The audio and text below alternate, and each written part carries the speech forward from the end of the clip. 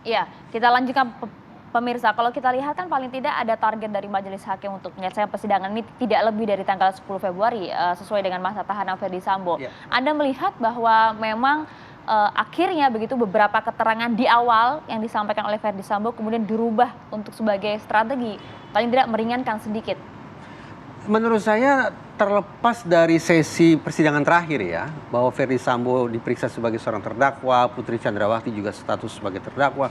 Tapi pada sesi-sesi sebelumnya, saya justru membaca, oh ini sebetulnya persidangan tentang Sambo juga ini. Jadi misalnya nih, yang diperiksa adalah Richard Eliezer. Tetapi substansi pertanyaan itu tetap saja sebetulnya tentang peran Ferdy Sambo sejauh apa. Jadi kesempatan atau sesi terakhir kemarin itu anggaplah sebagai kesempatan bagi Ferdy Sambo untuk seleluasa mungkin mengatakan apapun. Putri Chandrawati juga diberikan kebebasan mau mengatakan, mau berkhayal, mau membual segala macam apapun. Yang saya khawatirkan justru kalau semakin banyak kebohongannya, semakin banyak kontradiksinya, lewat sesi persidangan terakhir, majelis hakim semakin yakin bahwa andaikan dua orang yang divonis bersalah, hukumannya memang harus diperberat. Karena bahkan sampai putaran akhir pun ternyata masih terlalu banyak hal-hal yang kontradiktif satu sama lain. Anda melihat ini hingga saat ini paling tidak masih begitu banyak hal-hal kontradiktif disampaikan oleh dua terdakwa? Jelas. Saya terus terang dua sesi yang terakhir ya, baik itu Ferdy Sambo maupun Putri Chandrawati, saya tidak terlalu serius lagi. Karena tadi saya katakan sebetulnya pemeriksaan sudah berlangsung pada waktu-waktu sebelumnya, dan perkiraan saya ya paling ini sesi terakhir hanya memperteguh saja dengan derai air mata dan seterusnya. Tapi sejujurnya ada satu poin dari Ferdy Sambo yang saya anggap oke, kali ini dia jujur. Yaitu ketika menangis saat bercerita tentang karirnya yang hancur di kepolisian dan anaknya yang harus mencapai cita-cita sendirian. Pada dua hal itu terus terang hati saya terenyuh. Tapi pada sisi yang lain dengan segala hormat, saya tidak akan memperlakukan dia sebagai, saya tidak akan menelan air mata itu, saya tidak akan menelan bualan itu. Dan kalau dilihat pada saat menyampaikan deraian air mata berbicara mengenai karir dan juga keluarganya, dan Anda melihat pernyataan yang disampaikan juga Ferdy Sambo untuk fakta-fakta lainnya mengenai pembunuhan, ada perbedaan secara gesture, kemudian juga tidak, hanya memperteguh bahkan antara pernyataan Ferdy Sambo yang satu dengan pernyataan yang lain itu kontradiktif. Apalagi kalau dibandingkan pernyataan Ferdy Sambo dengan pernyataan terdakwa lain, semakin banyak kontradiktifnya. Tapi ya ketika Ferdy Sambo menangis terkait dengan karir dan anak-anak, walaupun hati saya terenyuh, tapi saya tetap berharap bahwa andaikan majelis hakim menjatuhkan vonis bersalah, hukumannya menurut saya sepatutnya tetap maksimal. Tetap maksimal. Mas Reza, nah itu dia. Artinya dengan segala daya upaya terdakwa ya, Mas Reza ya, menangis, menggunakan kacamata dan lain sebagainya. Itu hak mereka ya? Pakai kostum beda gitu ya. Mencium kening istri pada saat setiap mau memulai persidangan. Sekali lagi, majelis hakim tetap diharapkan on the track ya, sesuai dengan koridornya, fakta-fakta persidangan yang jelas seperti itu. Karena kalau tadi kan banyak contoh, pada saat kita break tadi juga bahkan ada juga tokoh juga ya yang di tanah air kita juga di dalam sebuah autobiografinya begitu. Tapi sekali lagi majelis hakim bisa nggak on the track, berkomitmen, tidak terpengaruh dengan segala macam manuver-manuver strategi dari terdakwa. Sampai sesi persidangan yang lalu majelis hakim tetap nyinyir. Ada celetukan-celetukan nyinyir ya terhadap Ferdy Sambo. Ketiga-tiganya? Ya, terutama sekali dari Yang Mulia Hakim Simanjuntak ya. Kalau Hakim Wahyu pada beberapa sesi tampak ekspresif sekali, mengutarakan isi hatinya, marah terutama ketika sebelum viral atau setelah viral? Bahkan sebelum.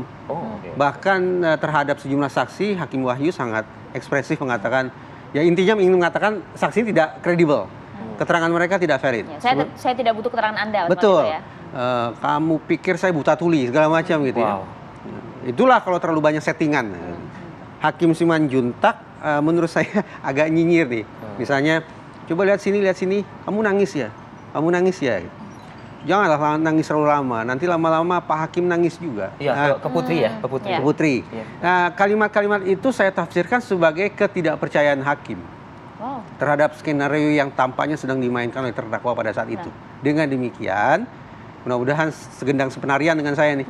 Betapapun ada sesi-sesi tertentu yang cukup dramatis, air mata dan segala macam, tapi hakim tetap menganggap orang ini patut untuk bertanggung jawab secara maksimal atas perbuatan pidana yang mereka lakukan. Bang Reza, justru dari pernyataan Anda tadi sampaikan, apakah kemudian tidak membuat hakim ini menunjukkan keberpihakannya dan secara etika bagaimana ini?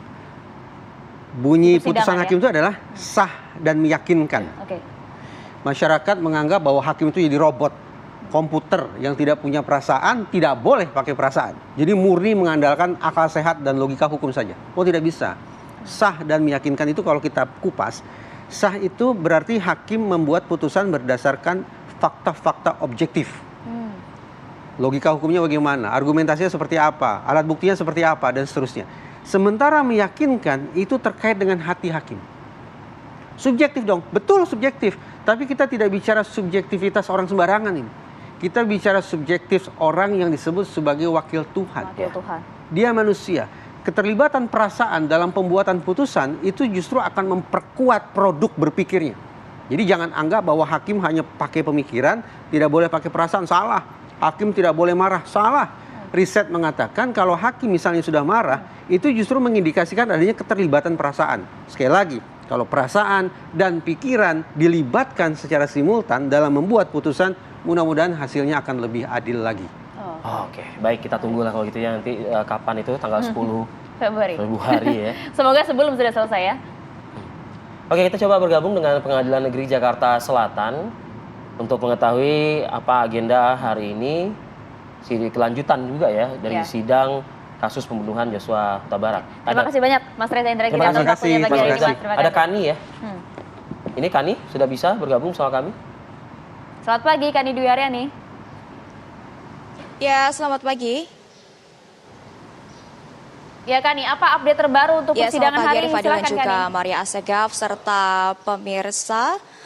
Agenda sidang lanjutan di Pengadilan Negeri Jakarta Selatan hari ini tentunya akan kembali melanjutkan persidangan guna mengulik lebih dalam berkaitan dengan misteri kematian dari Brigadir Nofriansyah Yosua Huta Barat dengan sejumlah agenda yang dapat kami informasikan yang akan digelar di Pengadilan Negeri Jakarta Selatan pada pagi hari ini, tepatnya pada pukul 8.30 waktu Indonesia Barat nanti akan dilaksanakan agenda persidangan lanjutan atas perkara obstruction of justice atau perintangan penyidikan atas nama terdakwa Arif Rahman Arifin dengan agenda pemeriksaan terdakwa. Kemudian nanti juga dilanjutkan kembali persidangan setelah sholat Jumat pada pukul 13.30 waktu Indonesia Barat dengan agenda yang sama, yakni persidangan obstruction of justice ataupun perintangan penyidikan terhadap dua terdakwa, diantaranya Hendra Kurniawan dan juga Agus Nurpatria dengan agenda pemeriksaan terdakwa.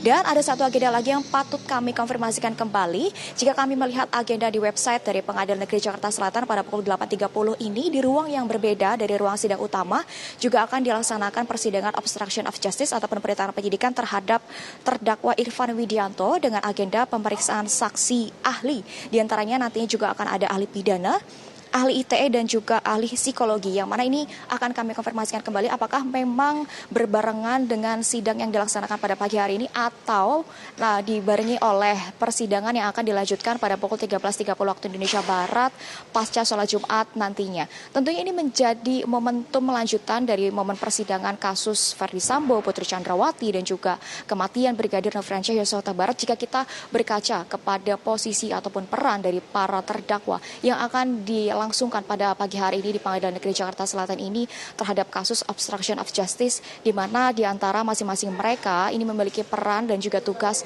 dalam penanganan kasus dari terkuaknya kasus pembunuhan Nofriansyah Yosua Huta Barat ataupun Brigadir Yosua, yang mana pada saat itu tewas 8 Juli 2022 lalu sehingga sampai pada di titik ini, yang mana mereka diyakini nantinya juga akan dikulik kembali berkaitan dengan bagaimana peran dari masing-masing mereka pada saat kali pertama mendengar kasus yang diterima mereka, kemudian juga mereka mendapatkan sprint ataupun surat perintah dari pihak kepolisian guna mengungkap kasus lebih dalam, kemudian juga dalam mengumpulkan bukti-bukti yang sama-sama kita ketahui bersama di antara mereka ini akan mendalami berkaitan dengan bagaimana rekaman CCTV ataupun recorder yang berada di rumah Duren 3 Jakarta Selatan, kemudian juga bagaimana komunikasi antara mereka para terdakwa dengan Ferdi Sambo itu sendiri sehingga pada akhirnya mereka menangani kasus misteri kematian Brigadir Nofriansyah Yosua Huta Barat ini hingga pada saat sampai di titik Pengadilan Negeri Jakarta Selatan. Yang mana jika kita memantau ruang persidangan pada pagi hari ini pun juga kami